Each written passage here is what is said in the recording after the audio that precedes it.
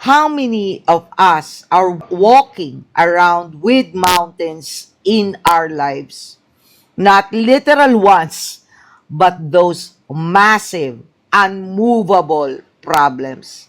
We look at them every day and think, that's just the way it is. It's never going to change.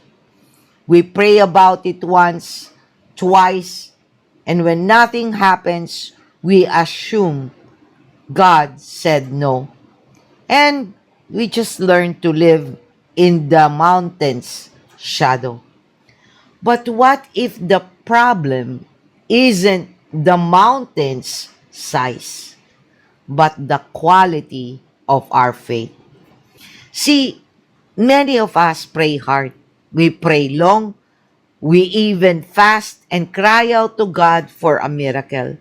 But sometimes our prayers hit a spiritual wall because we're still carrying unforgiveness.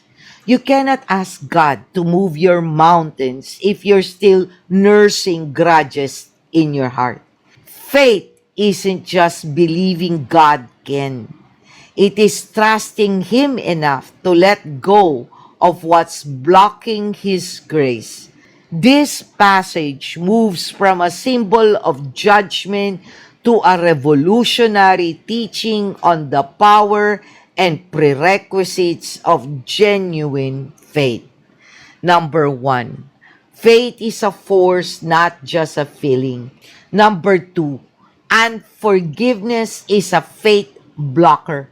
Number three, speak to your mountain, not just about it. Number four, believe you've received it when you pray. Number five, spiritual cause and the effect is real. When we choose faith and forgiveness, we become living trees again, bearing fruit that gives life to others. Faith that moves mountains begins with a heart that forgives.